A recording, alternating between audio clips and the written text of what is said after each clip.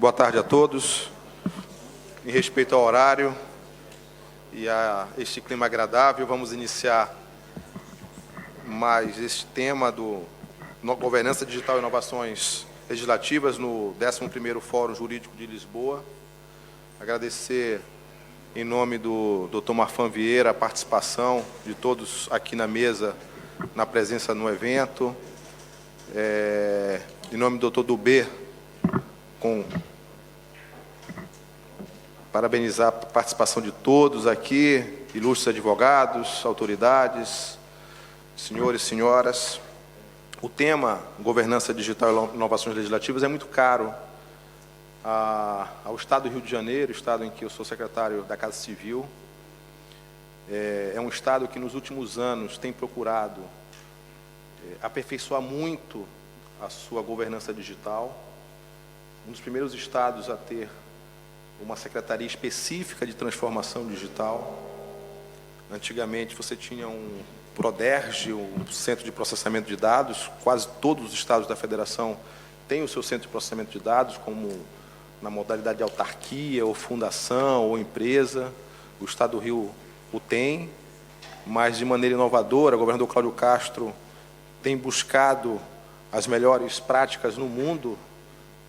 Ministro Saldanha, tem buscado no mundo as melhores práticas e tem trazido como compromisso e como obrigação para seus secretários a busca de uma governança mais efetiva. A governança digital, ela traz para o cidadão, principalmente, transparência. E com transparência você evita todas as práticas que nós consideramos as menos salutares na relação controle, cidadão, poder público. Como exemplo, nós temos hoje, no Rio de Janeiro, um site específico de acompanhamento de projetos, chamado Pacto RJ, em que você tem mais de 800 ações hoje abertas a qualquer cidadão, órgão de controle, com informações que vão desde a localização das obras, passando por toda a documentação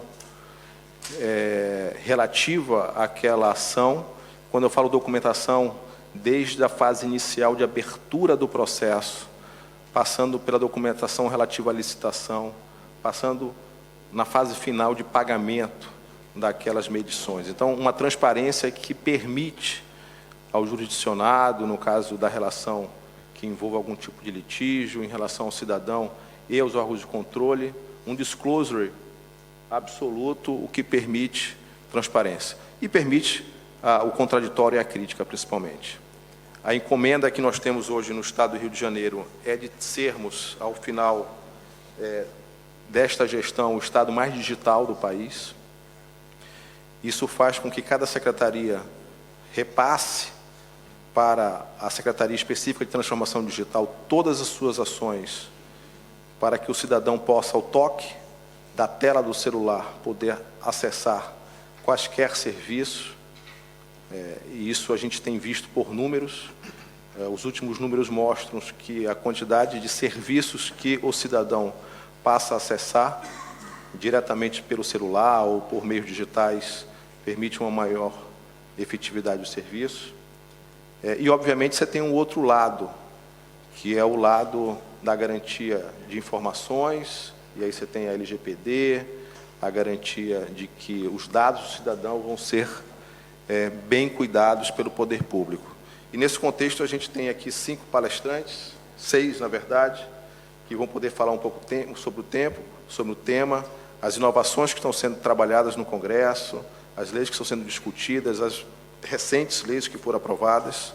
A gente pede desculpa, o senador Davi Alcolumbre deve estar chegando até o final do evento, mas vamos começar pelo nosso eterno professor Marçal Justin Filho. Professor Marçal, que é sócio fundador da Justin Pereira Oliveira e Talamini Sociedade de Advogados, coordenador nacional de projetos na área de licitações e contratos administrativos da Escola Nacional de Advocacia, professor do Instituto Brasileiro de Ensino, Desenvolvimento e Pesquisa e doutor em Direito do Estado pela Pontífice Universidade Católica de São Paulo, e, mais do que tudo, um dos professores de Direito Administrativo e Licitações que, quem não leu qualquer uma de suas obras, certamente pouco sabe de licitação. Professor Marçal, o senhor tem aí 10 a 15 minutos para começar o nosso debate.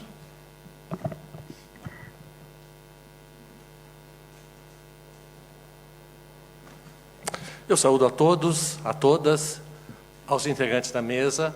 É uma enorme satisfação estar aqui. Eu confesso que, quando vi o tema, não sabia exatamente do que se tratava, e daí resolvi optar por um tema que não me é muito usual, que é a licitação.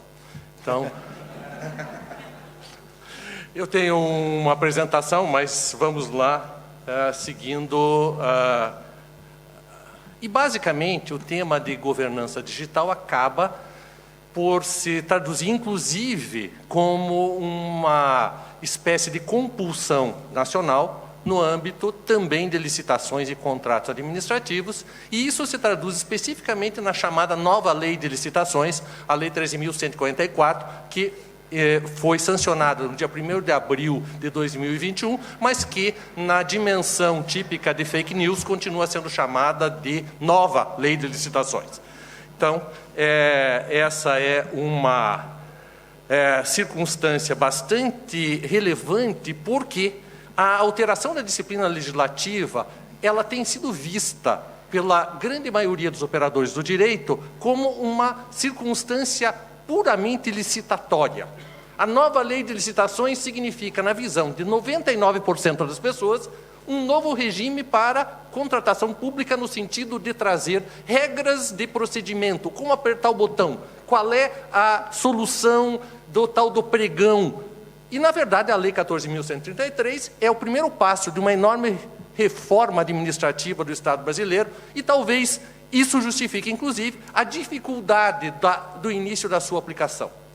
Como nós sabemos, a nova Lei de Licitações, a Lei 14.133, adotou uma sistemática de transição muito peculiar. Ela estabeleceu que ela entrava em vigor na data da sua publicação, mas que continuavam em vigor as leis antigas, que poderiam ser aplicadas discricionariamente pela autoridade administrativa. E, portanto, cabe à autoridade administrativa escolher se aplica a lei nova ou a lei antiga.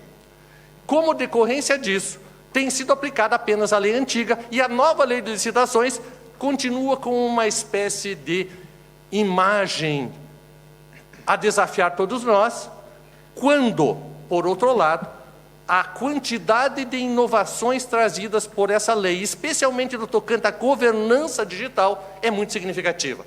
Esta lei, ela impõe uma pluralidade de questões que escapam largamente do âmbito da licitação. Eu apenas indico a vocês o artigo 11, parágrafo único. Alguém já disse que, se fosse possível suprimir todos os artigos da lei e deixar apenas um único dispositivo, bastaria o artigo 11, parágrafo único.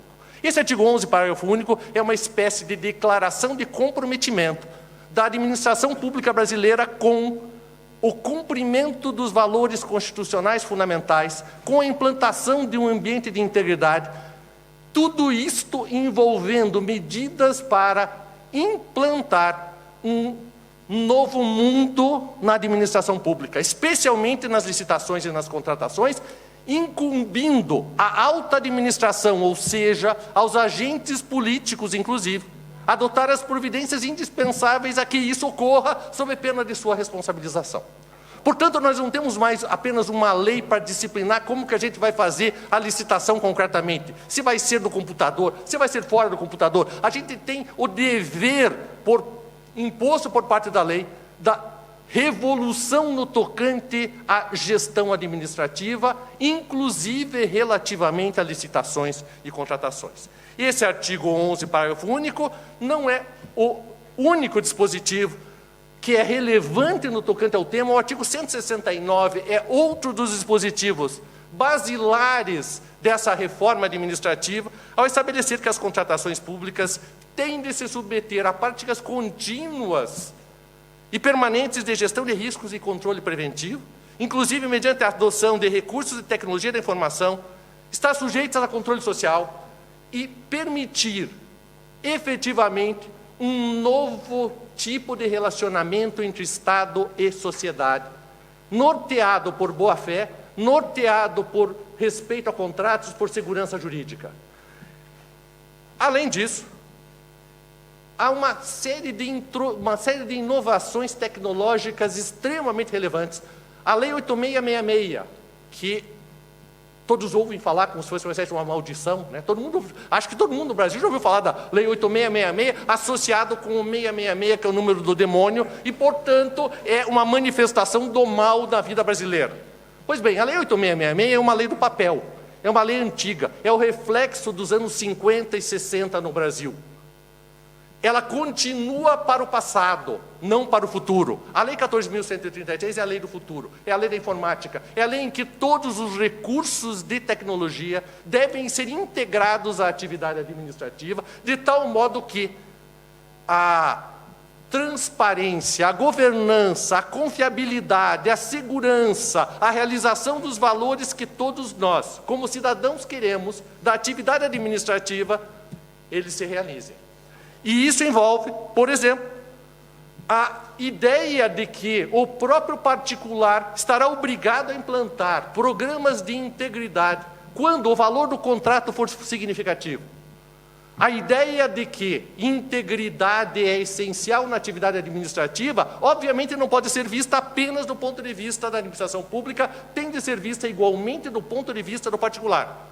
Isso significa que, nos contratos de grande vulto, aqueles que têm valor superior a 200 milhões de reais, é obrigatório que o particular contratado implante programas de integridade destinados a assegurar o cumprimento das suas obrigações de um modo consoante com a boa-fé e que permita, afinal, a satisfação dos objetivos fundamentais da nação brasileira, que são os de que os recursos públicos sejam utilizados de modo satisfatório, mediante aplicação decente, mediante inversão na infraestrutura brasileira, no atendimento às necessidades e assim por diante.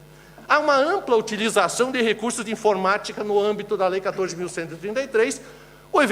A demonstração maior, talvez você já tenha ouvido falar de uma coisa chamada Portal Nacional de Contratações Públicas. O Portal Nacional de Contratações Públicas foi instituído pela Lei 14.133, é um super site, demanda tecnologia gigantesca e ele se destina a documentar todos os atos pertinentes a licitações e contratações públicas praticados em todas as esferas federativas do Brasil e acessíveis a toda a população em tempo real. Trata-se, portanto, do dever de todos os avisos de licitação, de todos os procedimentos licitatórios, de todos os contratos administrativos existentes no Brasil, serem levados à documentação neste Portal Nacional de Contratações Públicas, que, inclusive, pode contemplar e deve contemplar outras informações, como, por exemplo, uma figura que foi instituída, que é o Plano de Contratação Anual, que é uma obviedade básica que a administração pública federal já tinha implantado, que é o dever de todos os órgãos da administração pública realizarem um planejamento quanto às suas futuras contratações, de tal modo que, no início do exercício, toda a administração pública saiba de modo preciso e exato aquilo que ela necessita contratar, aloque recursos para isso, verifique, de um juízo de proporcionalidade, como aplicar os recursos, o que não impede, obviamente, de ajustes durante o exercício, de tal modo que é plenamente possível que você diga, o plano não atende especificamente uma necessidade, mas esse plano deve existir de antemão para que a administração pública possa realizar tudo o que ela pretende. Além disso, esse site deve ter a operacionalidade para realizar procedimento licitatório.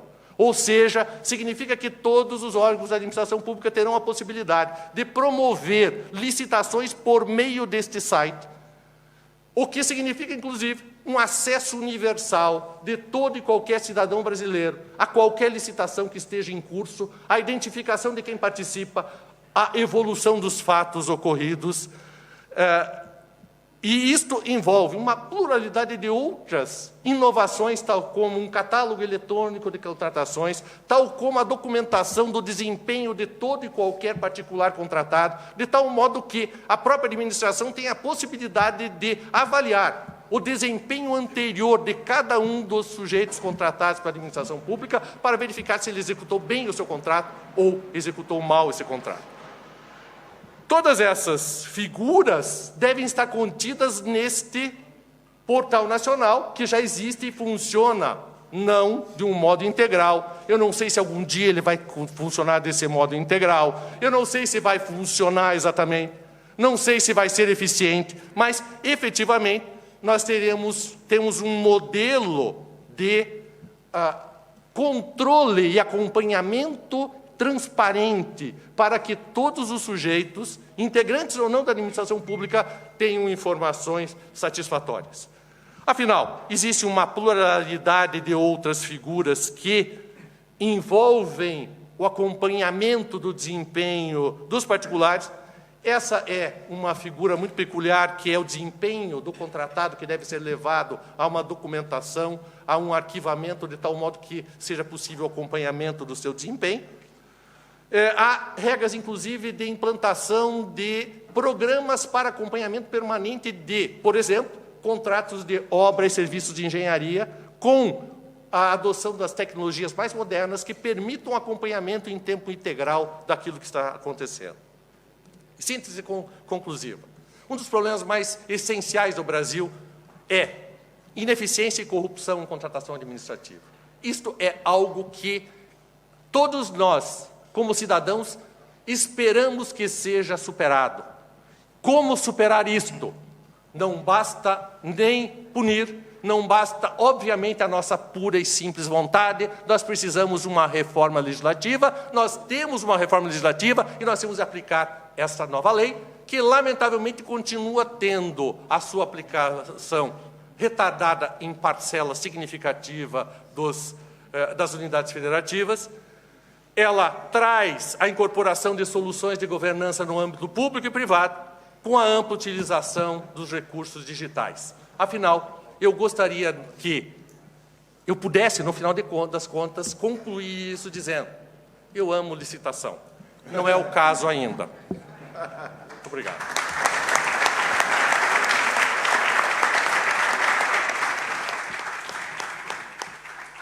Professor Marçal, obrigado pelas palavras. Antes de passar a palavra para o nosso próximo palestrante, cumprimentar o ministro Belize, cumprimentar os desembargadores Ricardo Couto, doutor Henrique Figueira, corregedor da Justiça Eleitoral do Rio de Janeiro, foi presidente do Tribunal de Justiça até bem pouco tempo na última gestão e modernizou muito, avançou muito na questão tecnológica, principalmente no momento ali de pandemia ainda, das audiências virtuais, enfim, trouxe uma nova cara para a Justiça Fluminense a partir das novas tecnologias e das necessidades que a sociedade passou a enfrentar a partir da pandemia. E cumprimentar a Fernanda Leitão e Michele Novaes, do 15º Ofício de Notas, que tem ajudado muito o poder público nessa modernização e no acesso digital dos serviços para os cidadãos. Isso é, o privado ele tem um papel fundamental nessa interação. Então, empresas que também e sociedades que possam entender que o público sozinho não vai se modernizar, terão esse papel fundamental, e a gente reconhece o papel do 15º Ofício de Notas nesse sentido. Passar a palavra agora para o professor José Leovigildo de Melo Coelho Filho, pesquisador do Centro de Inovação, Administração e Pesquisa do Judiciário do FGV Conhecimento, doutorando em Tecnologia Aplicada à Medicina Diagnóstica pela Universidade Federal de São Paulo e pós-graduado em Inovação e Empreendedorismo pela Harvard Business School. Professor Léo.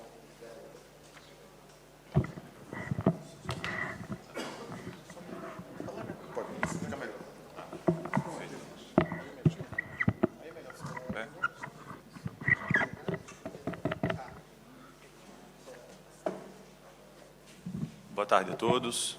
Primeiramente, agradecer o convite, a participação do evento ao IDP, no nome do ministro Gilmar Mendes, Universidade de Lisboa, ao Blanco e à FGV Conhecimento, ao Sidney Gonzalez e ao presidente Carlos Ivan Simonsen. Cumprimentar o ministro Saldanha, presidente Henrique, ministro Belize, desembargador Ricardo Couto, a quem eu cumprimento todos dessa sala, e a meus colegas palestrantes. Me foi incumbido dois desafios. né? Eu sou de tecnologia, não sou desembargador, nem juiz, nem jurista, né? A falar sobre um desafio legislativo a esse nível de plateia, a um nível de plateia referência nacional, tanto em Portugal quanto no Brasil. Então, aqui vou contribuir com o meu recorte e minhas contribuições de tecnologia para um tema que é um tema que já foi debatido ao longo do dia da manhã de hoje, que é a regulação da inteligência artificial, e aqui vamos adicionar alguns aspectos, trazendo pontos para reflexão, né? Trazendo pontos para reflexão, porque demasiadamente o debate tem sido muito rico, mas está longe de ser um tema simples e um tema conclusões óbvias. Então, eu estou com... aqui, passa. Primeiro um disclaimer, na minha apresentação eu não sei nenhum tipo de chat GPT, né? Isso é quando fala-se em transparência em algoritmo, acho que todo mundo aqui tem que passar a usar o mesmo conceito para si, né? Então, aqui não foi utilizado nenhum tipo de algoritmo para produção de conteúdo, que é uma coisa normal, os estudantes e os profissionais hoje têm usado para tudo, né? E dando 2, 3 passos atrás, antes de falar de regulação ou do projeto de lei que tramita hoje no Brasil, 2 passos atrás, a origem da inteligência artificial, no final do dia, ela foi motivada para o uso da tecnologia para a solução de grandes problemas, né? Então, não podemos perder de vista o conceito base e a linha mestra que guia o uso de boa fé da tecnologia, neste caso da inteligência artificial, que é a solução de grandes problemas da sociedade. Uma vez os problemas bem endereçados e bem tratados com a utilização ética e de boa fé da tecnologia, você tem um grande impacto, né? E eu acho que a justiça e o direito vêm exatamente nesse papel de colocar os boundaries e as limitações e as regras para que, de um lado, não desincentive a criação de novas tecnologias, de novas startups ou de desenvolvedores de software que estão na garagem ou criando e buscando a solução de problemas, e, do outro lado, mitigue problemas graves com o cidadão e com empresas, ou seja, a sociedade ela não pode ser impactada. Aqui está o grande desafio, né? O incentivo e a regulação de uma forma bastante equilibrada. Um dado do IDC projeta mais de 300 bilhões de dólares apenas em investimento de inteligência artificial, né, entre 2025 e 2026. É uma curva completamente exponencial. Hoje não se fala, além do ChatGPT, que é uma coisa que todo mundo acho que já deve ter testado em casa, mas existe hoje um volume de investimento já relevante na maioria das empresas dos últimos 2, 3 anos e agora cada vez mais, né? E se for utilizado de uma forma descompromissada, você pode sim, claro, ter problemas importantes. Mas, quando eu converso com vários profissionais da área para desmistificar o que seria inteligência artificial, temos que voltar para um conceito base, né? Qual é o conceito base? Inteligência artificial, no final do dia, é um modelo estatístico. Ou seja, não é um modelo 100% preciso. É um modelo estatístico, é um modelo de probabilidade. Então, se você tem, de um lado, dados, que eles nunca vão ser perfeitos, eles sempre vão ter viés, né? Eu fiz um carro autônomo na Califórnia e ele anda na Califórnia. Se você pegar esse carro e colocar em Sergipe, ele não vai funcionar. Se eu colocar no interior do Mato Grosso, ele não vai funcionar. Por quê? Porque a estrada, a base de dados, o buraco, a forma de se dirigir é completamente diferente, né? Se eu pegar um algoritmo de identificação de diabetes por retina, né, numa amostra populacional de Singapura, e aplicar na África do Sul vai ser completamente diferente, né? Se eu utilizar na Austrália, né? Tanto que, por isso, que o Brasil é um dos principais laboratórios de teste de inteligência artificial na área da saúde, pela população ser heterogênea, né? Ou seja, você tem aqui um mix interessante. Os ensaios clínicos para algoritmo de inteligência artificial na área de saúde, o Brasil é um dos pontos de busca, porque é um dataset que tem pouco viés comparado a outros lugares do mundo. Então, é um modelo que, extrapolando, ele sempre vai ter, na sua base essencial, independente do nome difícil que alguém lhe der, do algoritmo, é um modelo estatístico e que depende de dados que nunca vão ser perfeitos. Então, assim, não existe substituir nada, né? E o que existe é utilizar essa ferramenta para escrever algo de forma mais eficiente, mais rápida. Se eu utilizar agora o ChatGPT para escrever uma apresentação que seja uma peça de direito ou um diagnóstico, etc., você sempre vai precisar de revisão. Então, o que ele está fazendo ali é a automação. Então, no final, lá na base, temos que entender que é um modelo estatístico e é um modelo que depende do treinamento de dados. E esse treinamento de dados, ele só vai obter maturidade, não perfeição, com o tempo, né? Quanto mais tempo, mais treinamento, mais retorno, a tendência desse modelo é enriquecer e ter muito mais robustez. Então, o modelo de dados e o modelo de treinamento, eles sempre vão precisar de muito tempo. A regulação serve exatamente para poder identificar os impactos que esse conceito base traz. Então, eu gosto de identificar em 3 grandes blocos. O planeta, nos últimos anos, antes dessa discussão de inteligência artificial, gastou energia em criação de algoritmos e tecnologias para resolver problemas, né? Então, você tem, hoje, as empresas e os profissionais focados em... todos os dias alguém procura, Léo, precisava resolver isso, precisava automatizar isso, está falando com o Marco aqui, mas eu tenho esse dado. Ou seja, essa criação e esse uso das ferramentas, ele é infinito. Ele é infinito. Um estudante hoje formado com 16, 17 anos já consegue fazer um algoritmo de inteligência artificial. Então, nós não podemos inibir com regulação esse tipo de criatividade. O que precisa ser feito, né, é algo de boa-fé, ético e de forma equilibrada. Porque a criação ela precisa ser incentivada, porque os problemas eles só aumentam de desafio. E a balança com risco, complexidade tecnológica e problema, ela não é proporcional. Vou dar um exemplo. Computacionalmente falando, a decisão de uma análise de crédito num banco, computacionalmente falando, ela é simples. São poucos dados e é um algoritmo que vai definir crédito. É um modelo matemático simples, com a base de dados ok. Então, você não tem aqui grandes complexidades computacionais, mas o impacto é muito alto. Então, a primeira coisa que tem que ser observada é complexidade computacional não pode se confundir com o risco, né? E o engenheiro, e eu sou engenheiro, posso falar, quando está sentado criando, hoje na criação ele não está preocupado com risco. Essa é a vida real. Ele está sentado, alguém pediu para resolver um problema, nós fomos treinados a resolver problema, eu estou sentado para resolver o problema. O risco é derivação daquilo, é a aplicação, é o uso. Então, o risco não...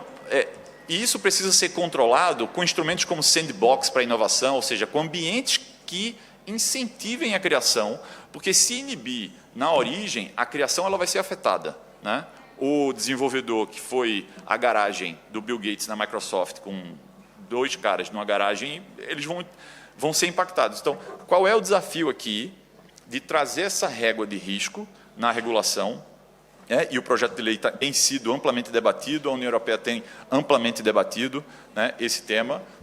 Por quê? Porque não é uma coisa lógica, não é um algoritmo simples, não é um tema exato, é um tema estatístico, né? Então, essa régua, como também eu posso ter um algoritmo extremamente sofisticado, com poder computacional gigantesco e o risco ser baixo, né? Então, as coisas elas não podem se confundir e isso é um tema fundamental. Por isso que esse tema da regulação ser orientada a risco, ela faz muito sentido, é um dos recortes que eu quero trazer aqui, não é o único, mas esse é um recorte importante, né? Ou seja, regras diferentes para riscos diferentes, né? Uma coisa é eu aplicar um algoritmo de decisão de crédito, ou de escolha de emprego, ou vaga na escola, ou qualquer outro tipo de decisão que tem grande impacto, né? Versus a regra para aquele contexto. E um caso que eu trago aqui, na verdade, o mundo já aplica regulação baseada em risco em outros ambientes, em outras geografias. O FDA, que é o órgão regulador dos Estados Unidos, recentemente, nos últimos 2, 3 anos, tem regulado já algoritmos de inteligência artificial para software médico, né? Que é um dos softwares que é um dos contextos mais críticos, porque mexe com vida, você tem alto nível de sensibilidade. Então, esse tema que está sendo debatido agora, na verdade, a gente já tem casos de uso, né? Se hoje vocês a plateia quiser entrar no site do FDA, né, que é o órgão regulador da área da saúde, você vai ver, recentemente, mais de 300 algoritmos nos últimos 2, 3 anos já aprovados. Já existe algoritmo aprovado nos Estados Unidos para análise de raio-x sem necessidade de intervenção humana para determinado nível de criticidade e diagnóstico. Então, a maturidade de detecção desse algoritmo, que está orientada a risco, né, já é um modelo que em outras regiões e geografias já existe.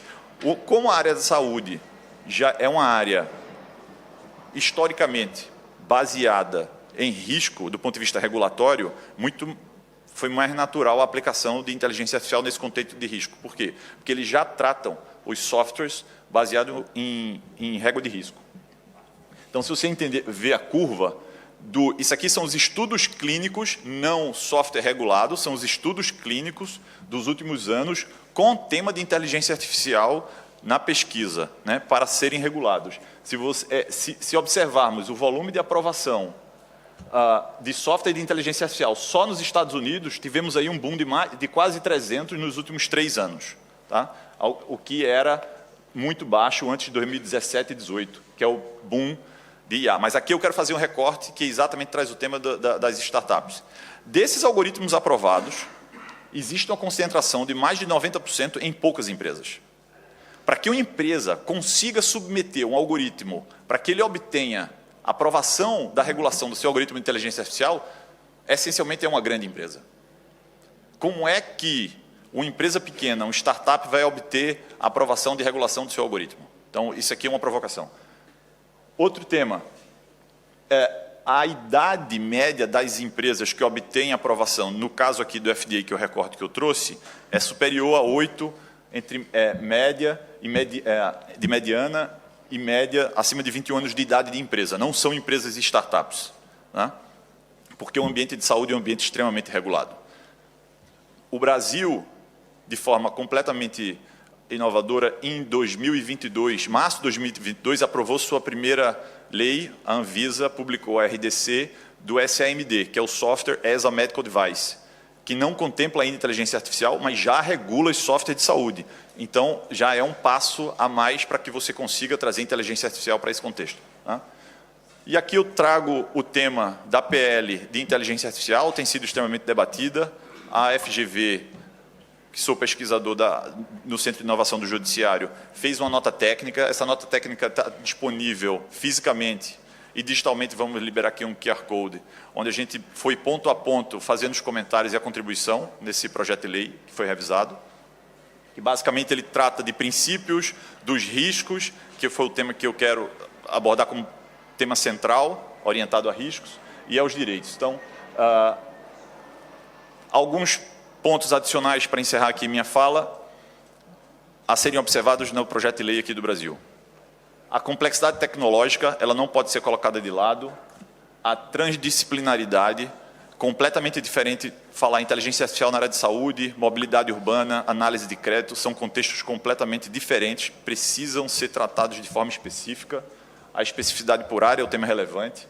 E a carência de profissionais de tecnologia no grupo que está formalizando o projeto de lei. Né? Isso precisa ser levado em consideração, porque é um tema novo, inclusive para os profissionais de tecnologia. Aqui a publicação do FDA, para quem tiver curiosidade, é um tema recente, isso aqui foi no final de 2022, e o FDA publicou já guidelines e boas práticas de inteligência artificial. Né?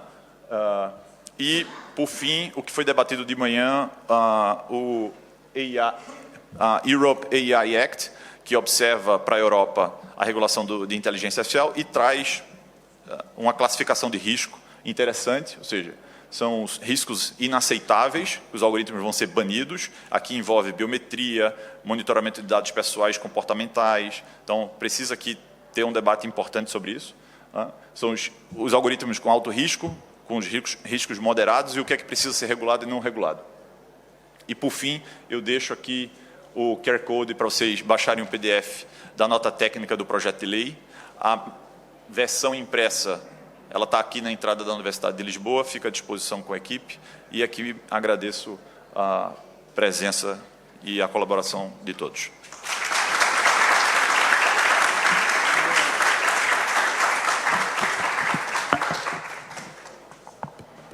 Pode deixar aí. Professor Léo, obrigado pela exposição. Acho que é importante o tema levantado, e aqui cumprimento o deputado federal Hugo Leal, que eu acho que vai poder muito contribuir na discussão na Câmara sobre o projeto. Então, acho que nada mais adequado que a presença do deputado Hugo, ex-secretário de Economia do Mar do Governo do Estado do Rio de Janeiro, colega, a quem aqui cumprimento o Poder Legislativo presente.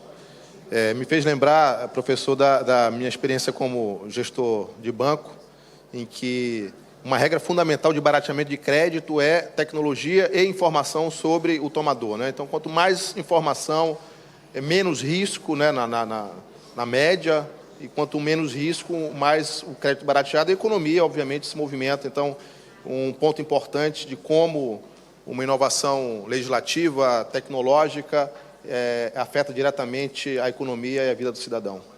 Passamos, então, a palavra ao professor Marco Aurélio Rudiger, que é diretor da Escola de Comunicação, Mídia e Informação da Fundação Getúlio Vargas e doutor em Sociologia pelo Instituto Universitário de Pesquisas do Rio de Janeiro. Professor.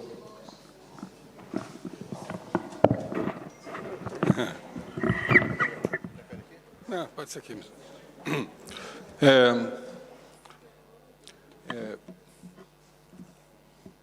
Bom, eu queria agradecer, em primeiro lugar, aqui o ministro Gilmar Mendes pelo convite, DEPIA, professor Carlos Ivan Simões Leal, da Fundação, e o diretor Sidney Gonzalez, meu colega, por essa oportunidade de estar aqui trocando uma ideia com vocês. E, basicamente, assim, nós, durante o tempo que nós tivemos, assim, durante a eleição do ano passado, nós temos um laboratório que funciona há mais de 10 anos dentro da Escola de Comunicação, ele é muito mais antigo que a própria escola, e nós prestamos um trabalho que eu acho que teve uma relevância tanto para o Tribunal Superior Eleitoral quanto para o TRE, e era muito focado no acompanhamento e monitoramento das eleições. Esse esforço, que foi um esforço bastante assim, integrado, né, um esforço bastante recíproco, digamos assim, de uma atividade bastante de discussão, inclusive com o Tribunal, com alguns membros do Supremo, com os juízes, enfim, e basicamente com a equipe técnica que estava monitorando pelo lado das instituições o processo político eleitoral.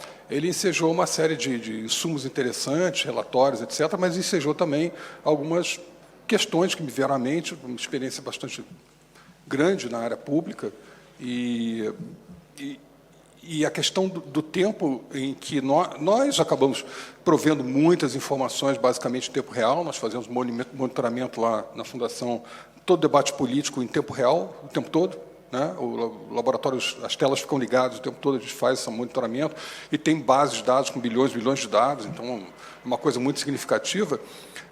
Mas eu sinto, e eu senti claramente na época, uma carência grande na estrutura estatal, principalmente no âmbito do judiciário, focado na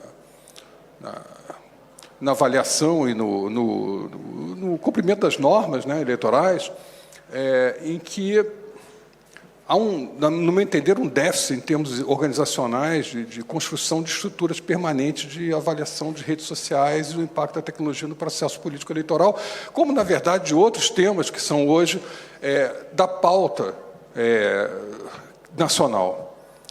E eu digo isso porque eu simplesmente acho, e eu não acredito que, por mais que haja uma interação com o setor acadêmico e com laboratórios focados como o nosso, eu acho que isso tem que continuar, mas acho que é uma necessidade, digamos assim, cotidiana e rotineira de ter uma estrutura que dê apoio para esse tipo de coisa. Então, isso aí, eu tive a oportunidade há pouco tempo, ter uma reunião com uma série de juízes, até no evento da FGV Conhecimento, e eu externei isso. Eu acho que deve haver um investimento em desenvolvimento institucional da estrutura organizacional dos tribunais e dos fóruns, enfim. De fato, olhando e observando essa questão. Não é uma questão que, episodicamente, tem que ser alceada para ajudar, digamos assim, a justiça a cumprir esse papel. Isso é uma coisa que tem que ser integrado no dia a dia, porque é absolutamente integrado no nosso dia a dia. Todos nós usamos celular para nos informar, todos nós estamos nas redes, todos nós fazemos selfie para o Instagram, eu próprio fiz um há pouco aqui, alguns devem ter visto. Então, o fato é que isso me parece absolutamente central de reflexão. Só que o âmbito e eu fiquei ainda mais impactado, porque nos últimos meses, principalmente, né, a emanência, digamos assim, né, da inteligência artificial como um novo estrutura pivotal aqui da nossa dinâmica social, me pareceu bastante crítica em termos do que vai nos impactar todos. Então, não adianta só mais ter uma estrutura, como eu estava mencionando aqui, que faça esse desenvolvimento institucional e melhore o apoio no dia a dia, porque, enfim, o fluxo de informação vai impactar toda a percepção pública sobre a política, e a política tendo sido judicializada, né? Naturalmente o judiciário também acaba recebendo o impacto dessa opinião pública, e, portanto, essas coisas estão ligadas, mas me parece que talvez não seja mais suficiente. Não seja mais suficiente. Então, e eu vou chegar lá.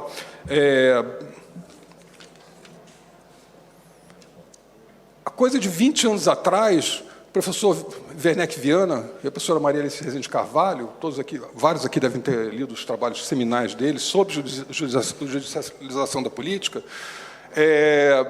Um livro, em especial, bastante interessante, Judicialização da Política e das Relações Sociais no Brasil, que teve como base uma pesquisa feita sobre os entrantes no Poder Judiciário e qual era a formação social deles anterior e como isso mudaria, digamos assim, a percepção e a visão sobre a própria lei. Eles trouxeram uma coisa de ponta, mas que agora talvez tenham um outro patamar, um outro nível. Aí eu trouxe aqui umas... Por isso que eu chamei de plataformização da política e da justiça, e não só judicialização, porque eu acho que existe um quarto elemento agora que muda e altera completamente todo o nosso processo. E aí, já adiantando o que eu quero falar para o final, porque não sei se vou ter tempo suficiente, mas o fato é o seguinte, eu vou dar só um exemplo. Os grupos de debate que surgiram no Twitter e em outras plataformas. E eu não estou falando dos algoritmos das plataformas que, por si só, trazem viés. Okay? Eu estou falando dos grupos que tinham de discussão que eram moderados. Né? Muito provavelmente, na próxima eleição ou na seguinte, nós podemos ter moderadores ou participantes que não são pessoas, que são estruturas de inteligência artificial que estão no processo. E, nesse processo, pelo acesso à informação num nível muito profundo, esse é um debate, por exemplo, absolutamente, além de ser enviesado, difícil de ser vencido, porque as redes são, sobretudo, emocionais e elas operam no âmbito cultural muito além da simples norma que todos nós aqui nos baseamos. Então, eu trouxe aqui 2 exemplos de reflexão. Eu vou olhar aqui para o meu celular, que foi mais fácil do que olhar para trás. Né? O primeiro é do Zizek. Eu suponho que vários aqui já leram, mas, enfim. Ele falou, I'm already eating from the trash can all the time. Eu já estou comendo nessa lata de lixo, e essa lata de lixo tem um nome. O nome dessa lata de lixo é ideologia. E o que é ideologia? Ele sintetiza nesse pequeno parágrafo, né? É a força material, eu diria assim, objetiva, né? que faz com que eu não veja efetivamente o que eu estou comendo.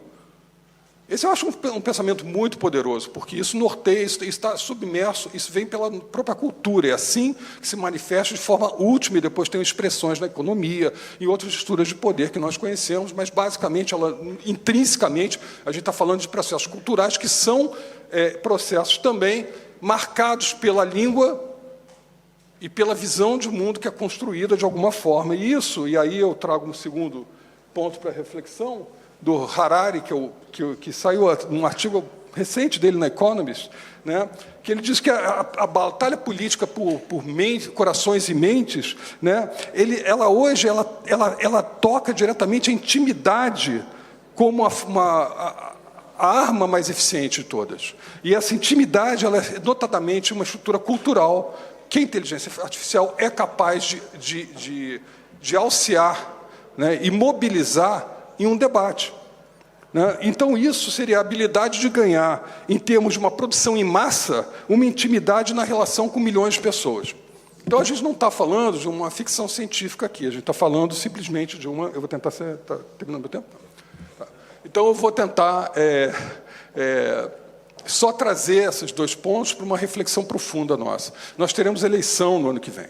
né? Então, os tribunais hoje não têm, por exemplo, isso é uma provocação que eu faço, eu acho que deveria haver essa preocupação de construir estruturas permanentes com um investimento em recursos humanos para isso. É claro, a parceria com a universidade continua, tem que continuar, a Fundação vai agradecer, eu vou ficar muito feliz por isso, mas o fato é, e isso faz parte do nosso trabalho, mas o fato é que esse investimento tem que acontecer. Só que esse investimento, que ele era absolutamente necessário há um ano atrás, e eu acho que continua sendo, ele talvez não seja mais suficiente.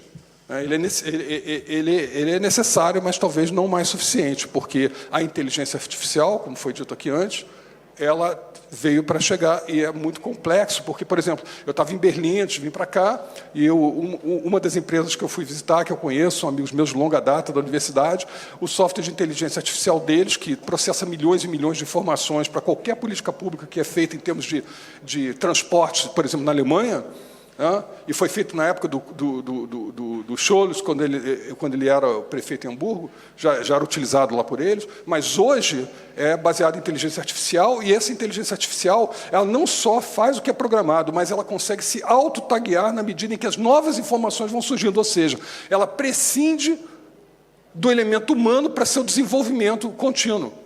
Ora, se ela prescinde do desenvolvimento humano para o seu desenvolvimento contínuo, ela significa que ela vai avançar muito mais rápido do que eu vou conseguir regular. E eu não vou conseguir, numa eleição, ter muita clareza sobre essa distinção, por exemplo.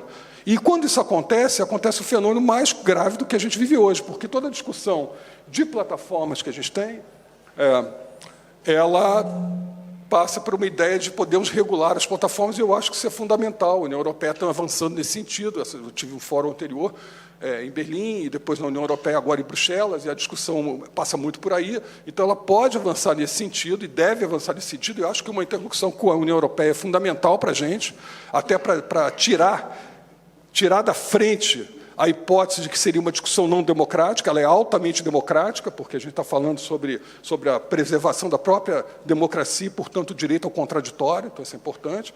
Então, não pode haver um discurso que destrói a própria democracia, é Popper, etc., não vou ficar citando, mas o fato é esse. Porém, e aí é o ponto que me interessa, a gente vai ter que pensar uma coisa ainda além, porque a gente não vai conseguir regular a inteligência artificial na medida em que ela vai se auto-tagueando. Então, tentando...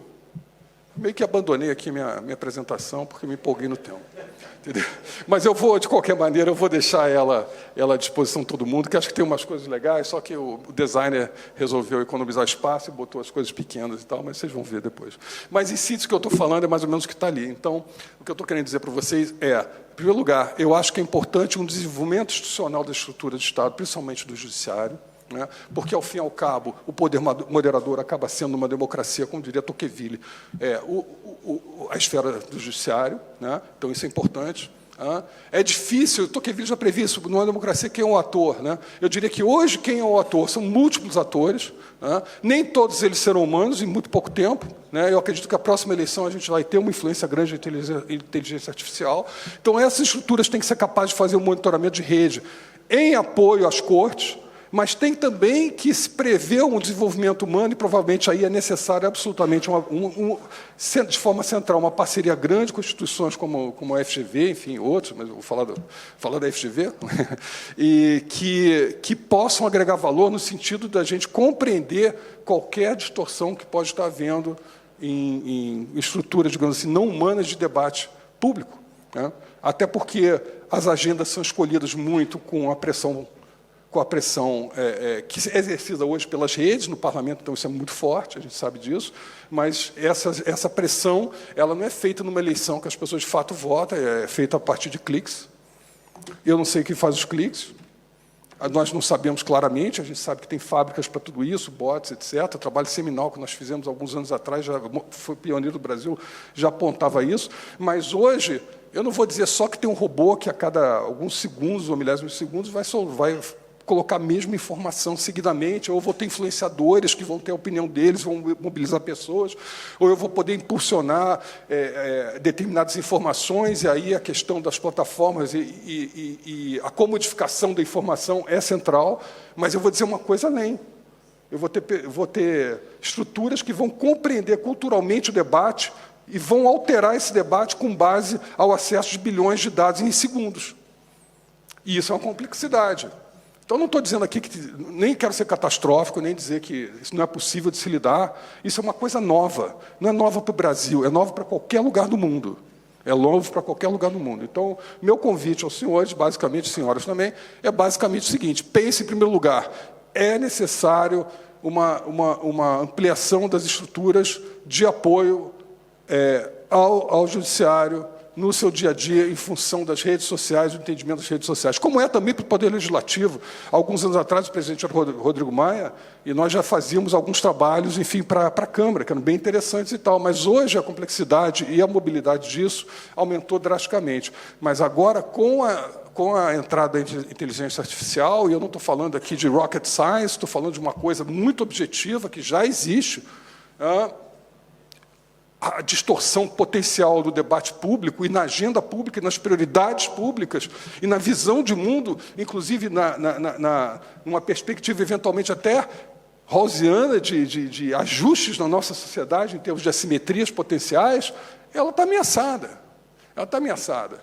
Então, eu acho que é importante essa reflexão e é importante que, objetivamente, se enderece essa questão. Esse é o convite que eu queria fazer, essa é a síntese que está aí. Eu resolvi sair um pouco do roteiro, mas eu vou passar para todos. Obrigado.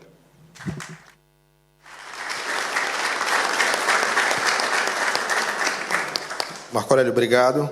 Acho que você tocou em pontos importantes, cultura, ideologia, e até uma questão específica de estranhamento em relação a novas tecnologias.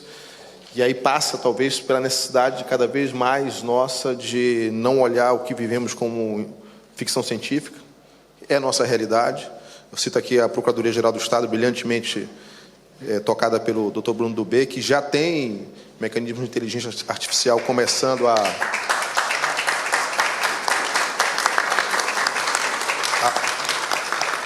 serem trabalhados, né? Recentemente, uma notícia de que escritórios de advocacia substituíram departamentos inteiros por inteligência artificial, e quando questionados do nível de acerto da tecnologia, próximo de 85%, e quando fizeram a estatística do humano, era menor do que a inteligência artificial. Então, assim, ainda que não 100%, é maior do que o ser humano. Então, é uma realidade que não é mais ficção científica, nós temos que tratá-la como algo mais do dia a dia, e com isso, obviamente, a gente consegue também enfrentar os novos desafios. Passar a palavra agora ao Paulo Renan da Silva Santarém, co-diretor executivo da Aqua Tunnel Lab, assessor jurídico da presidência do Tribunal Superior do Trabalho do Brasil, conselheiro consultivo do Internet Lab e doutorando em Direito pela Universidade de Brasília e mestre em Direito, Estado e Constituição pela Universidade de Brasília. Professor Paulo Renan, por favor.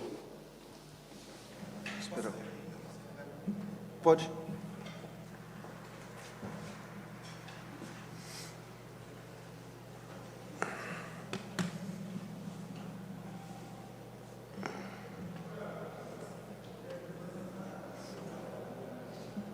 Tem o PDF anexo também. A internet não está boa.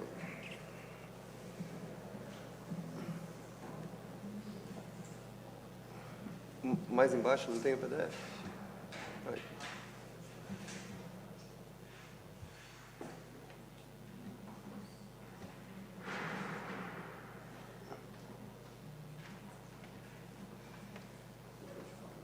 F11.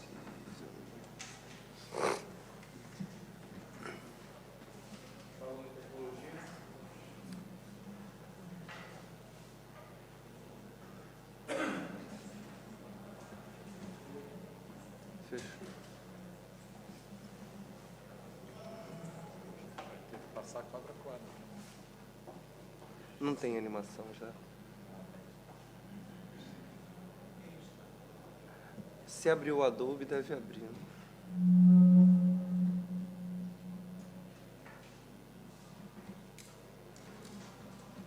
Aperta F5, talvez.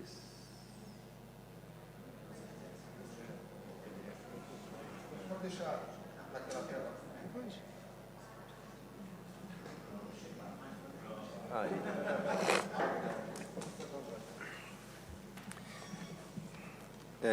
Então, boa tarde.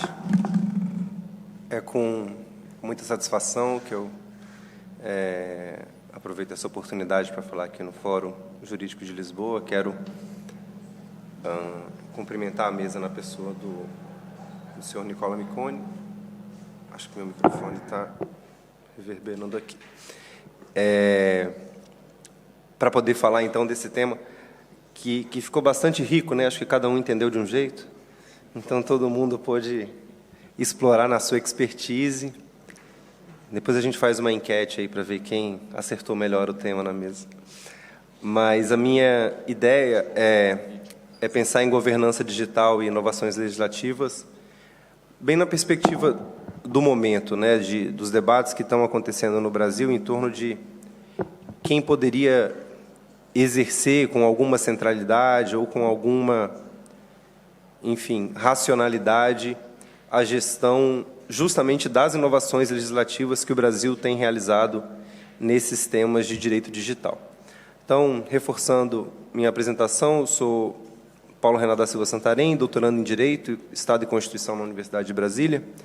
Sou ativista em Direitos Humanos na ONG Acolto Unilab, sou pesquisador em Direito Digital no Instituto de Referência Internet e Sociedade, o IRIS.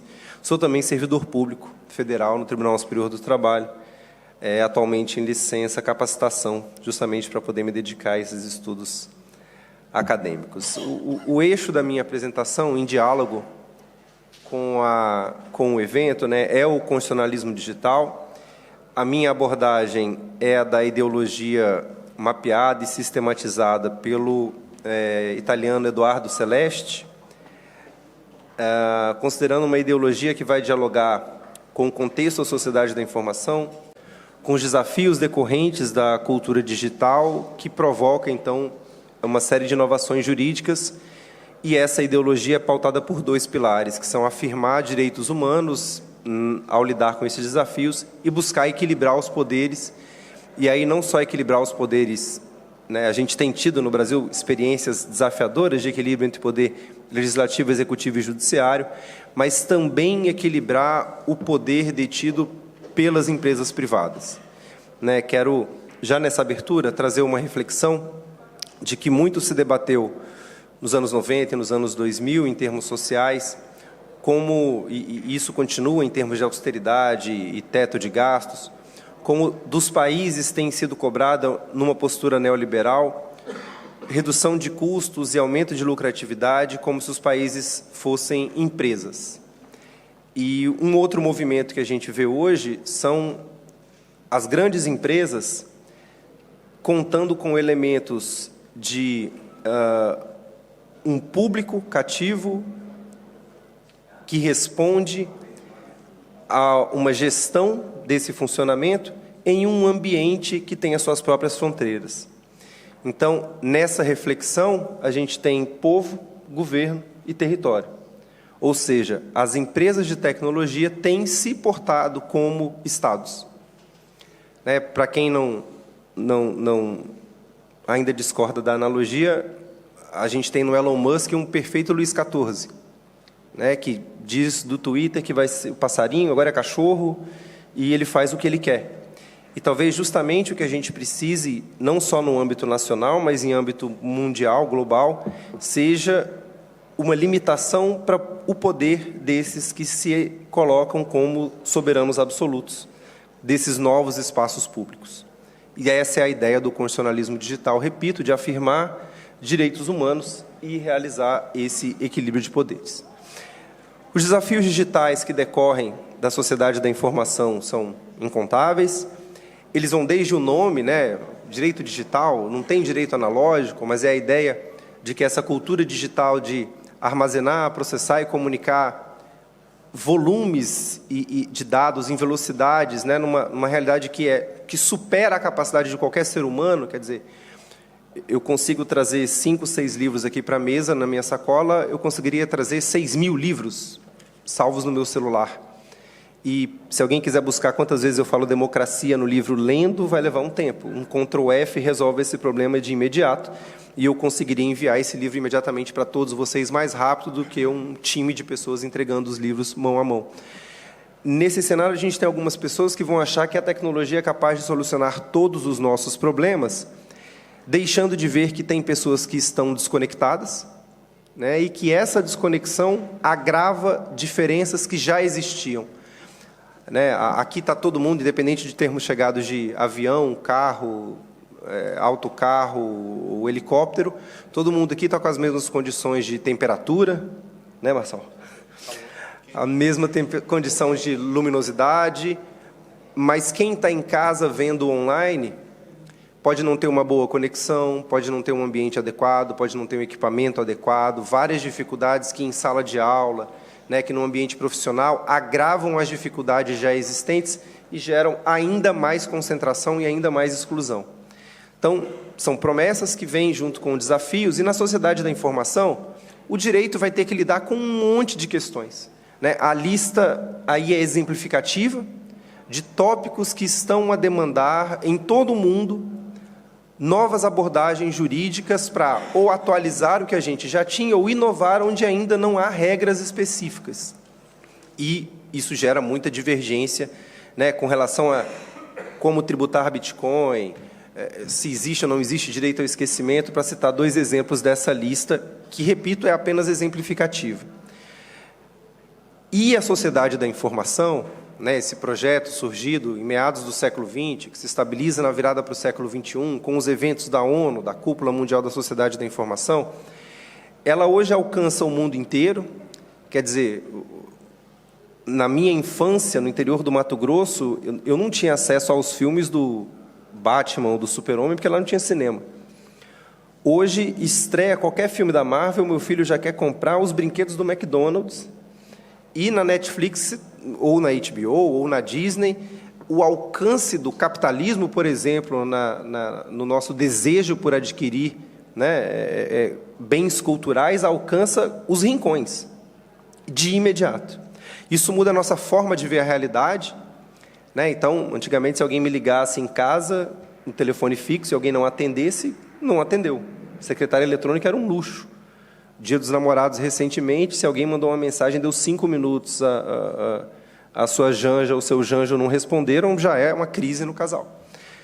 E isso, insisto, se agrava com as diferenças de acesso, com as diferenças de vivência dessa realidade digital.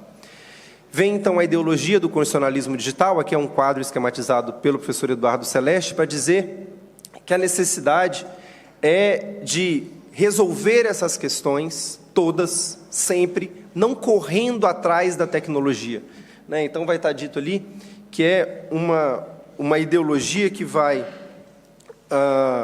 buscar não exatamente definir quais são as soluções são absolutamente variadas para todos esses sentidos, mas vai estabelecer um quadro normativo para proteger direitos fundamentais e equilibrar os poderes no ambiente digital com valores ou princípios. Então, em vez de o direito correr atrás da tecnologia, ele vai estabelecer os seus princípios, ele vai estar definindo antes. Isso vai permear, vai guiar e vai informar a constitucionalização do ambiente digital, que pode se dar de forma regulatória, pode se dar por meio de portaria, pode se dar por meio de decisão judicial, mas num processo de produção de normas que reagem a essa alteração do equilíbrio entre direitos e entre poderes, que pode se dar dentro dos países, no estrangeiro, nas regiões e no âmbito global. Isso vai afetar direito eleitoral, em campanhas de financiamento, propaganda eleitoral e até a forma de cadastramento das pessoas. Vai afetar criptografia e direitos humanos. A gente tem os debates sobre o WhatsApp no Brasil, o celular da Apple e o FBI nos Estados Unidos.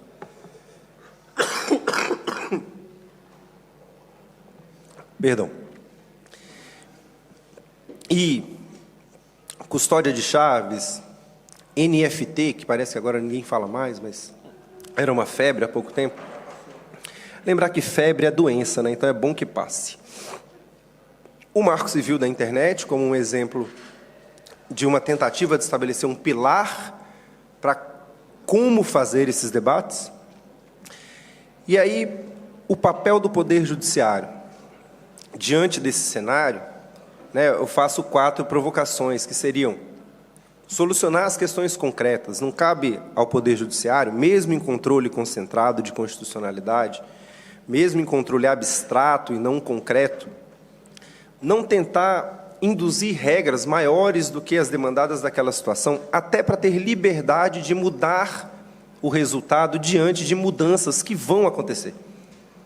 A tecnologia de hoje não comporta Orkut, ICQ, Gtalk, Skype, câmeras digitais e um aparelho de GPS no carro. O Poder Judiciário, ao meu ver, tem o papel de afirmar os direitos.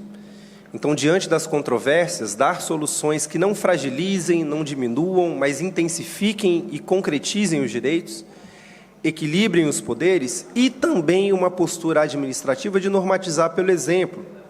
Né, o Poder Judiciário brasileiro tem feito várias apostas em iniciativas de inteligência artificial, por exemplo, sem se deixar levar pelo tecnosolucionismo de achar que é uma inteligência artificial como o Vitor, a Vitória ou a Rafa que vão decidir e substituir o ministro Gilmar, o ministro Barroso, a ministra Rosa, o ministro Alexandre, etc. A iniciativa não é essa. É um auxílio ao trabalho dos servidores, um auxílio à análise do que pode ser feito, né? Um instrumento auxiliar para essa atividade jurisdicional. Esse é um dos papéis. A gente tem também o Executivo, que tem que realizar as políticas públicas, mas quero destacar aqui o papel do Poder Legislativo, né? Gostaria de poder aproveitar a presença do senador Davi Alcolumbre, mas tenho certeza que ele está vendo online. E o Poder Legislativo tem o papel de promover o debate democrático, que foi o que não aconteceu, por exemplo, na primeira fase do debate do projeto de lei das fake news, que foi proposto em 1º de abril em uma versão, antes do final do mês tinha outra versão, uma terceira versão apresentada na Câmara foi ignorada pelo Senado, e nos últimos 5 dias, antes da aprovação, no dia 30 de junho, foram 7 versões do mesmo texto. É inviável que os senadores tenham lido o texto trágico que foi aprovado no dia 30 de junho.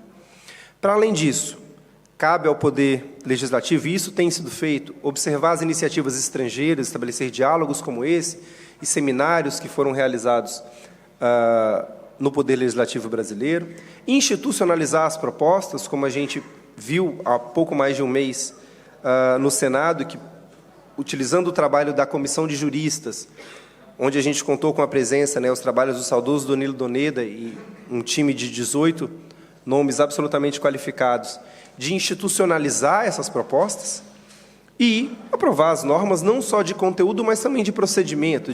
Não precisa o Poder Legislativo resolver todas as questões. Ele pode indicar como essas questões vão ser resolvidas em espaços de autorregulação, de heterorregulação, de regulação combinada e etc. E ainda, aproveitando o espaço da universidade, estamos na academia, que tem o seu papel, promover esse tipo de debate e também observar as iniciativas estrangeiras. Ih, ficou desatualizada a versão ali. Mas eu ia dizer que cabe à academia valorizar a transparência, cobrar que haja uma responsabilização coerente. Não é simples, não é trivial a gente falar de responsabilidade, por exemplo, e estabelecer um cenário em que a gente quer que a empresa proteja o nosso sigilo, que a gente possa conversar com nossos familiares, com nossos amigos, com nossos colegas de profissão, que os senadores possam conversar, que os chefes de Estado possam trocar mensagens, sem que as empresas privadas estejam bisbilhotando esse conteúdo dessas mensagens. É inviável que cada Estado-nação tenha o seu próprio sistema de comunicação. Então, a gente vai usar os sistemas de comunicações privados e há um grau da tecnologia de criptografia, da tecnologia de proteção do conteúdo de uma forma matematicamente, fisicamente, quanticamente protegível, quebrar essa proteção seria um tiro no pé do próprio Estado. A polícia que quer investigar o conteúdo do WhatsApp teria suas próprias comunicações investigadas por bandidos, por exemplo. E, finalmente, cabe à academia apresentar modelos. Cabe à academia apresentar novas propostas para além do que o dia a dia nos traz como premência. A academia tem esse benefício de poder parar, refletir, buscar nos pensamentos dos antigos, beber nas fontes da juventude, fazer o trânsito entre as disciplinas e apresentar, municiar, conferir subsídios para o Executivo, Legislativo, Judiciário e, por que não, as próprias empresas que, por exemplo, podem alimentar o constitucionalismo digital se a gente, no futuro, olhar para esse corpo de supervisão do Facebook como uma iniciativa que, no momento, não quer nada, mas que pode ser recuperada, eventualmente, como uma nova Carta Magna, em que João Sem Terra também não esperava dar origem ao movimento constitucionalista. É isso. Muito obrigado.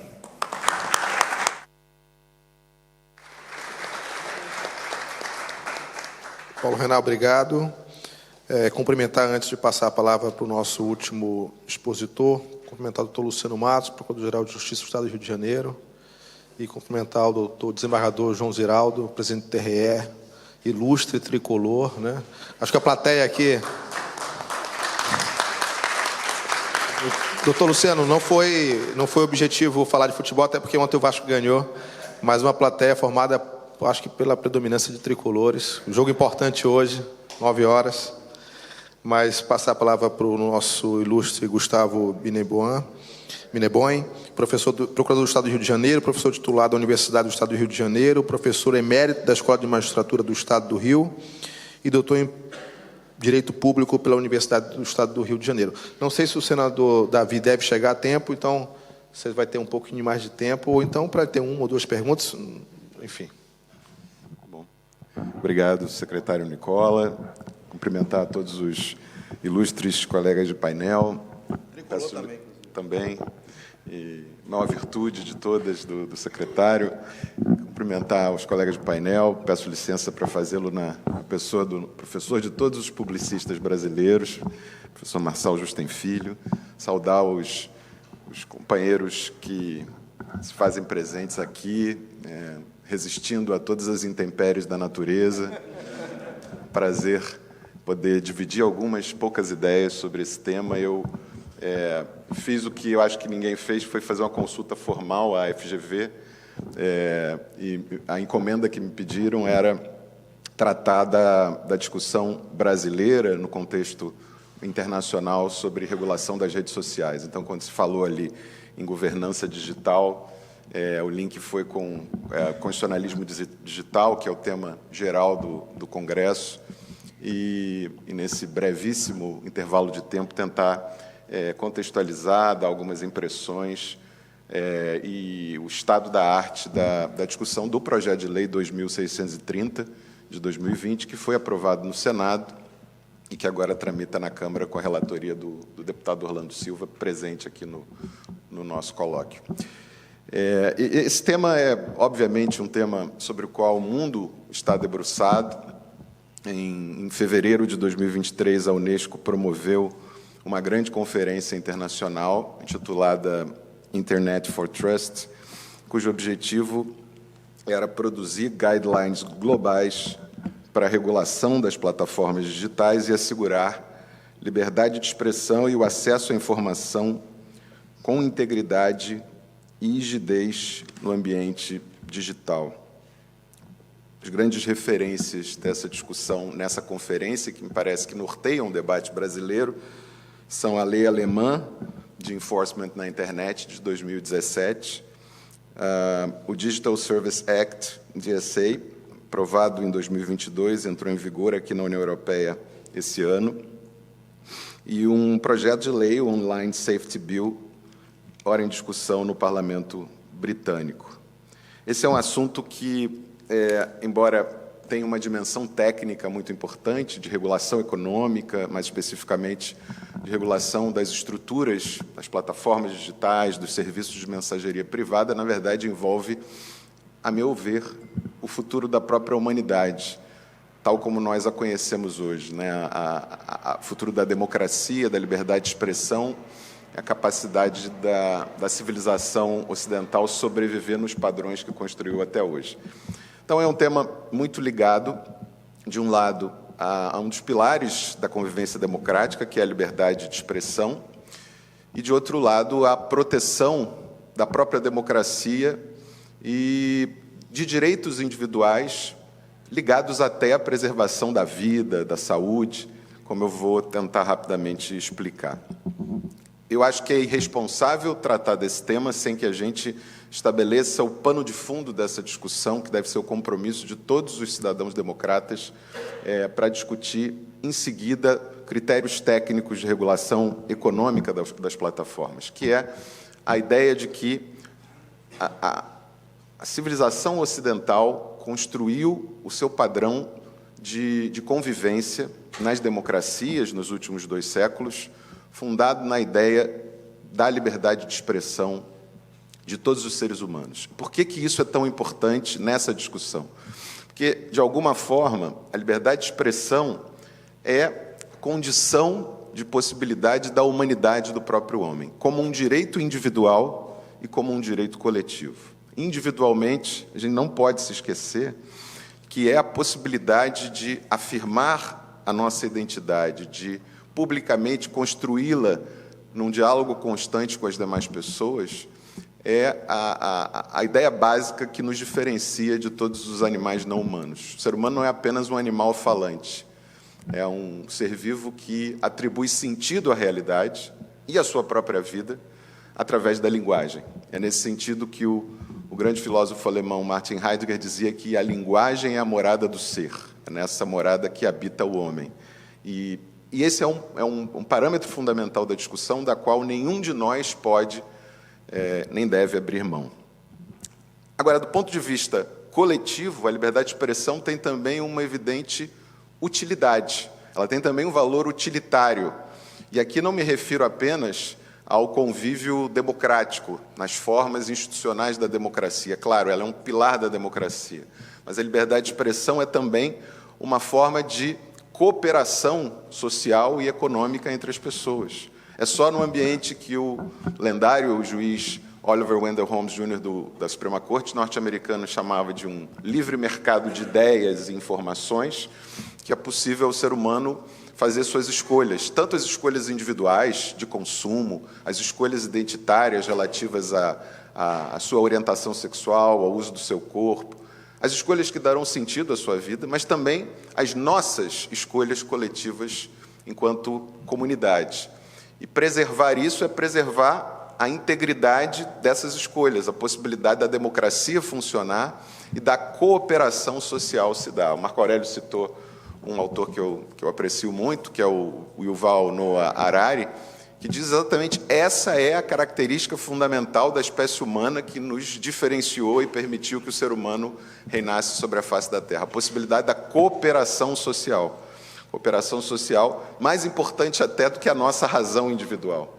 Se a gente fosse abandonado numa ilha deserta com, por exemplo, um chimpanzé bonobo, que é um mamífero de alta inteligência, ele provavelmente sobreviveria e nós individualmente não. O que os seres humanos são capazes de fazer de forma diferenciada é cooperar coletivamente para resolver problemas gradativamente mais complexos. Essa cooperação existe entre insetos, abelhas, formigas, só que para resolver problemas muito simples. Entre grandes primatas existe cooperação, mas sem grande escala. Por exemplo, se troca uma banana por um coco, só o ser humano é capaz de cooperar gerando relações de confiança, que são baseadas numa narrativa comum, que depende, evidentemente, da liberdade de expressão, depende da linguagem. A internet e as suas inovações multiplicaram a nossa capacidade de interação e de comunicação, mas tornaram esse processo extraordinariamente complexo e, diria mais, extraordinariamente arriscado. Então, nós vivemos num momento de inflexão em que a humanidade precisa realizar algumas escolhas fundamentais para preservar a liberdade de expressão como um valor em si individual, essencial à própria dignidade do ser humano, mas também como um valor coletivo que permite a construção, o funcionamento da democracia e a construção dessas redes de proteção social.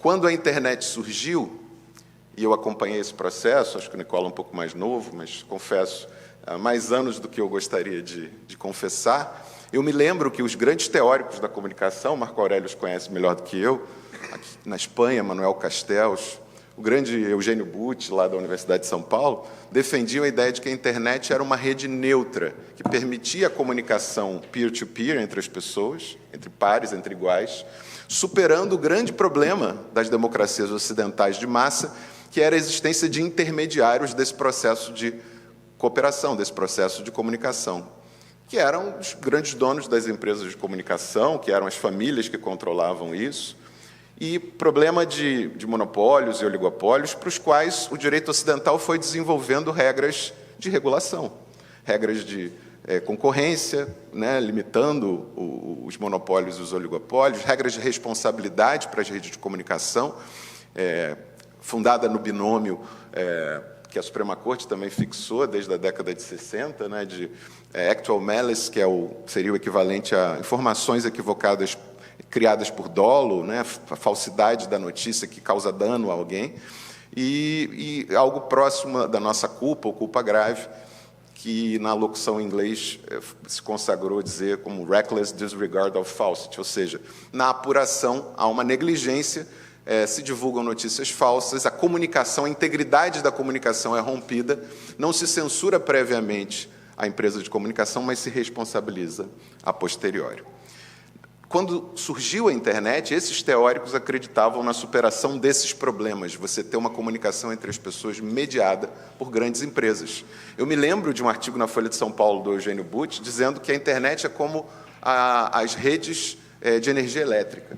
São neutras. A neutralidade da rede foi esse grande mito construído, e as pessoas se comunicariam entre si, postando os seus conteúdos, alcançando uma superação desse problema de intermediários a nível local, nacional e global. Isso simplesmente não aconteceu. Ou, como diriam minhas filhas, Laura e Beatriz, de 17 e 15 anos, só que não.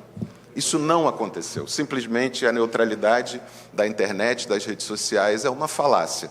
Há 3 razões fundamentais pelas quais eu entendo que isso não aconteceu. Em primeiro lugar, porque as plataformas digitais se tornaram holocos de comunicação entre as pessoas e não permitem essa comunicação de maneira neutra, porque, fazem a chamada curadoria de conteúdos. A moderação do que trafega nas grandes redes interfere decisivamente no que a gente lê, no que a gente vê e no que a gente ouve todos os dias. São bilhões de tweets, são bilhões de postagens diárias ou semanais no Instagram, no Facebook. E isso informa mais a humanidade hoje do que a televisão, do que os jornais, do que as revistas, do que os rádios. E essa interferência é decisiva, ela não é apenas importante, ela é decisiva no que nós somos capazes de decidir a respeito da nossa vida privada, das nossas escolhas individuais e, como cidadãos, membros de uma coletividade, das nossas escolhas coletivas. Em segundo lugar, as empresas que exploram tecnologia de plataformas sociais e os serviços de mensageria privada também realizam a chamada programação algorítmica, a qual já foi referida aqui como um conjunto de programas de inteligência artificial desenhado para ampliação do grau de atenção dos usuários e a aderência ao que existe e trafega nas redes sociais. Embutido nessa programação algorítmica está o problema das discriminações algorítmicas e das promoções de determinados conteúdos voltados, evidentemente, são empresas privadas, à maximização do seu proveito econômico, dos seus lucros. E, finalmente, o terceiro ponto que a experiência histórica recente da humanidade demonstra é a percepção de que o custo do acesso à comunicação baixou demais. as pessoas conseguem utilizar o discurso como arma em campanhas de desinformação, discursos de incitação ao ódio e à violência e, finalmente, ataques os mais variados e de diferentes formas à própria democracia. Os impulsionamentos pagos de conteúdos específicos, o uso de perfis falsos, de notícias fraudulentas, são capazes de produzir danos graves a pessoas, a grupos sociais e à própria institucionalidade democrática.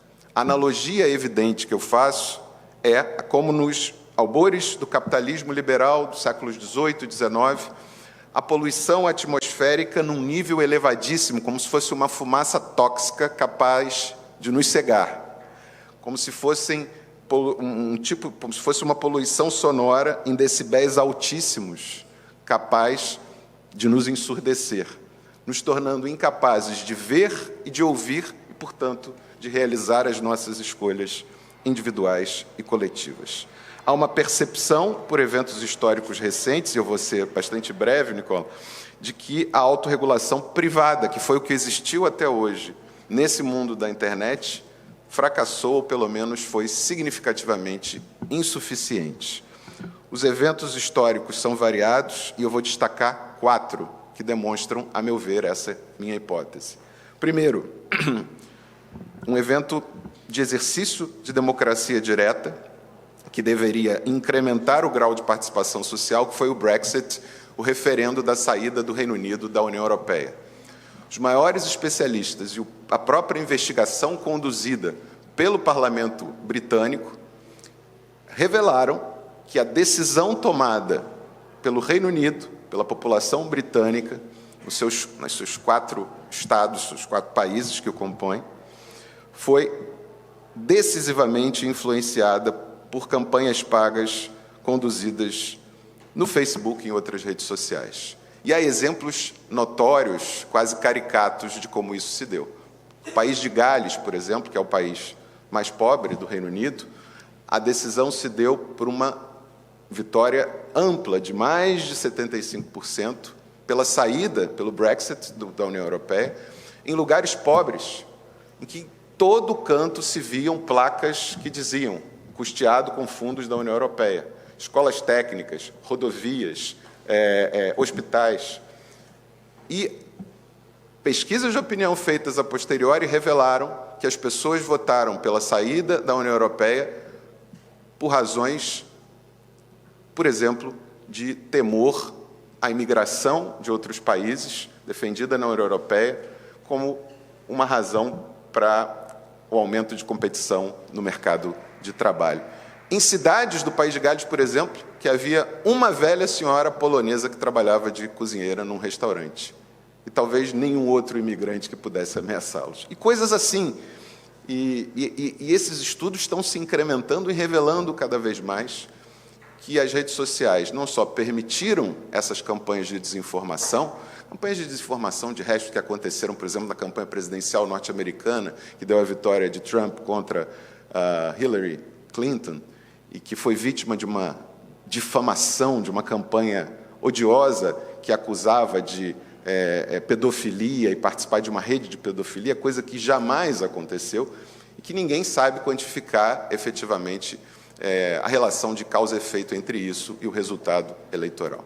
Então, o Brexit foi o primeiro caso histórico. O segundo caso histórico de dimensões trágicas, um verdadeiro genocídio humano, aconteceu em Mianmar, de uma conspiração urdida pelas redes sociais que resultou no genocídio de 700 mil muçulmanos em Mianmar.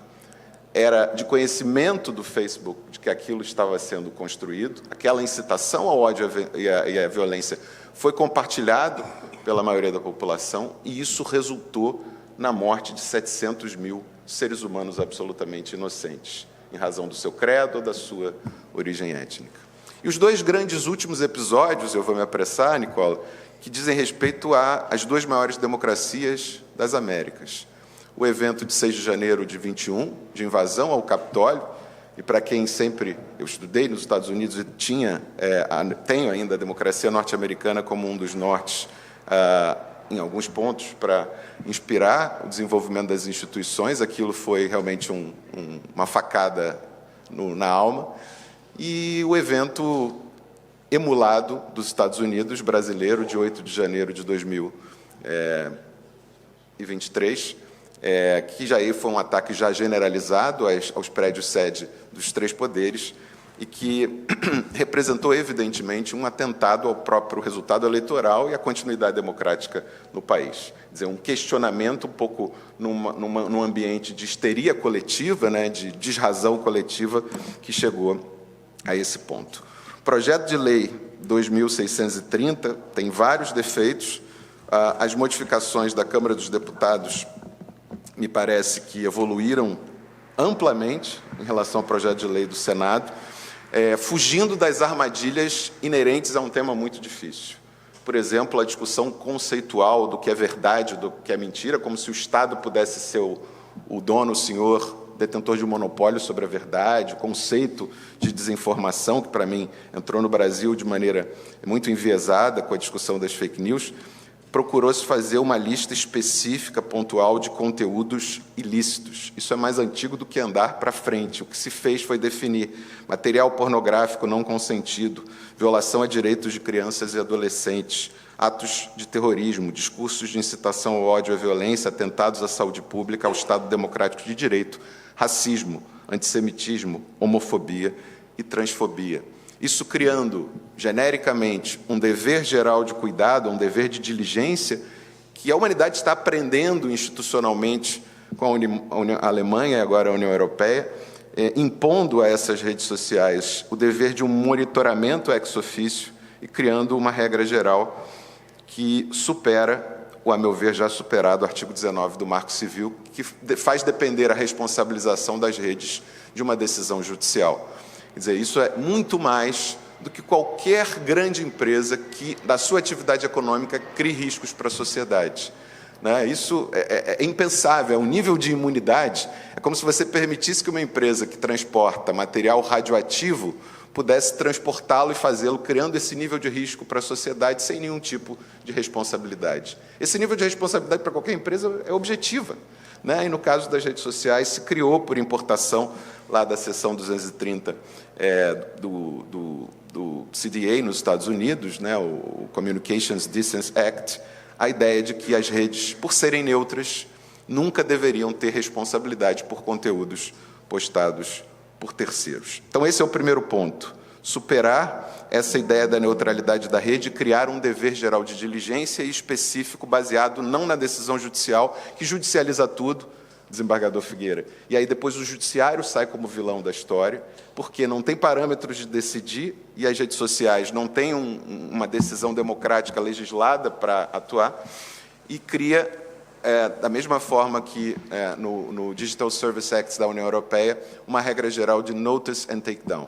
Notifica as empresas imediatamente, tendo ciência de que aquele é um conteúdo ilícito listado na lei, tem que fazer o take down, tem que fazer a remoção daquele conteúdo. Em segundo lugar, investe o projeto de lei em deveres de transparência, critérios de moderação, relatórios de resultados dessa moderação e critérios da programação algorítmica têm que ser revelados de forma cognoscível pela sociedade.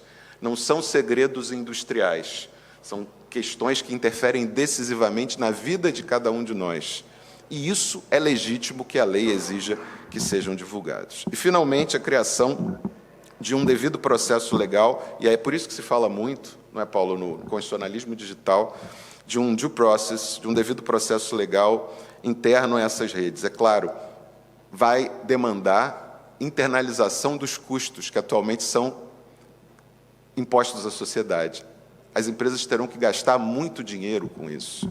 Mas é isso que fez, por exemplo, toda a legislação ambiental. É isso o projeto do mundo ocidental, a legislação consumerista, internalizar custos, porque esses custos, sem a regulação, são externalizados, são transferidos para toda a sociedade. Então, criar, por exemplo, dever de prolação de decisões motivadas que removem ou classificam, etiquetam conteúdo. Direito à revisão dessas decisões pelos usuários da rede que se sintam lesados na sua liberdade de expressão. E, é claro, o desenvolvimento de algoritmos sujeitos, eventualmente, em questões específicas, à revisão humana, que façam essa operação. Não é possível a gente imaginar que as empresas mais ricas do mundo, que lucram bilhões e bilhões, não possam desenvolver esses algoritmos, e a gente tem que ouvir, quase um tom de galhofa, que os algoritmos são incapazes de deter conteúdos, por exemplo, de pornografia infantil, porque confundem isso com campanhas de amamentação da mulher. Isso é um escracho, isso é absolutamente inaceitável. É preciso gastar dinheiro com isso. E a democracia, no mundo ocidental, tem que impor esses custos a essas empresas e mudança, evidentemente, também do seu padrão, como eu disse, de responsabilização, que não dependa de decisões judiciais específicas e pontuais, porque não estamos a tratar apenas da responsabilidade civil em si. Sempre que se estabelece um padrão jurídico de responsabilidade, você muda o sinal dos incentivos. Se a empresa sabe que vai ser responsabilizada a posteriori, ela vai investir na prevenção de danos ex ante.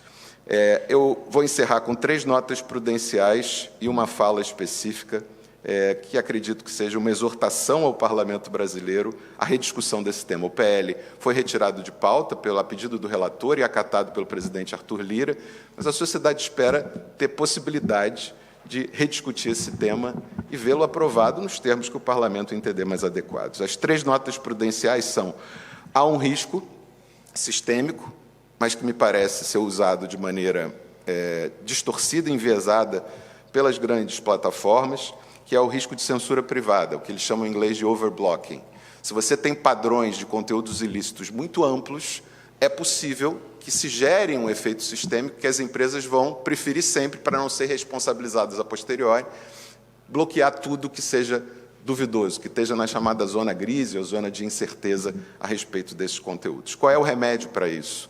Estabelecer com clareza quais são esses conteúdos ilícitos. Da mesma forma que a humanidade construiu padrões básicos, civilizatórios, para o que é injúria, o que é calúnia, o que é difamação, o que é racismo, o que é antissemitismo, e agora, mais recentemente, o que é homofobia e transfobia. Esses conteúdos ilícitos são conteúdos capazes de produzir danos sérios à humanidade, a partir das pessoas mais vulneráveis, das crianças, dos adolescentes que se engajam numa interação não regulada e que são levadas, às vezes, à automutilação, são levadas, às vezes, ao próprio suicídio. Em segundo lugar, o risco de censura colateral. Uma regulação excessiva pela lei pode disfarçar, na verdade, um desejo de censura pelo Estado, dirigido e a ser implementado pelas redes sociais. Isso é verdade. Na Rússia, por exemplo, na China isso acontece. É proibido que circule em qualquer rede social na Rússia o termo guerra da Ucrânia. As pessoas têm esse conteúdo removido. Mas a China não é uma democracia, e a Rússia é uma proto-democracia, se tanto. São governos autoritários.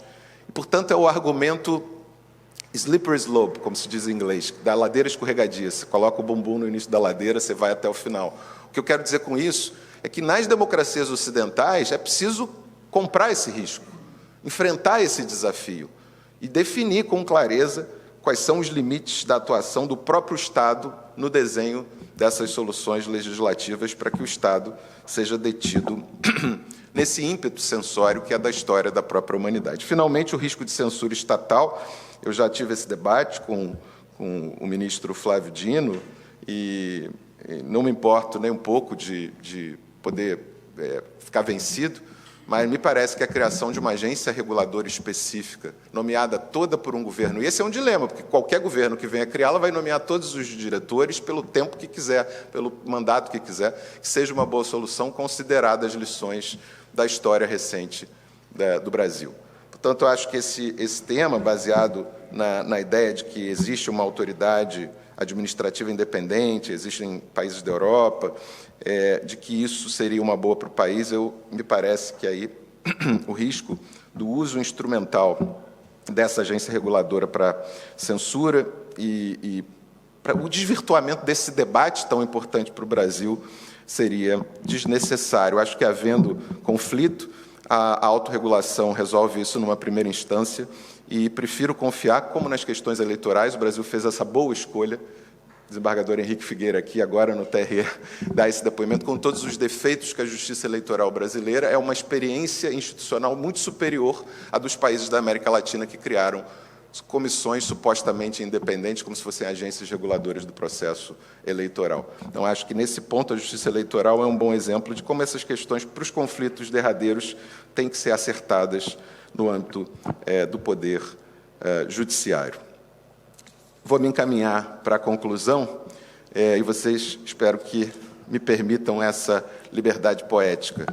Quando a cidade basca de Guernica foi bombardeada em 1937 por aviões italianos e alemães, morreram 5.500 pessoas inocentes, a maioria crianças, mulheres e idosos, de uma cidade desarmada, com a conivência, quase que a parceria do governo franquista. O gênio espanhol Pablo Picasso desenhou, talvez, a sua obra-prima de todos os tempos, o chamado de Guernica, e foi preso pelo regime franquista. E quando as forças policiais do governo franquista perguntaram a ele: foi você que fez isso? A resposta de Picasso foi: não, foram vocês, porque o quadro retratava exatamente o massacre da cidade de Guernica. Eu espero que os nossos filhos e nossos netos, no futuro, quando essa máquina do caos, que foi desenvolvida extraordinariamente pelo engenho humano, que permite apertar alguns botões nos seres humanos e despertar os piores sentimentos e colocar em risco a nossa própria sobrevivência, que os nossos filhos e netos não nos perguntem se fomos nós ou são eles os autores disso, porque a resposta será: não, foram vocês. Nós é que, por omissão, o pior lugar no inferno de Dante era reservado aos omissos e aos covardes, é que deixamos de fazer isso no momento em que a humanidade precisa dessa regulação como condição da sobrevivência, da democracia e dos direitos fundamentais. Muito obrigado a todos.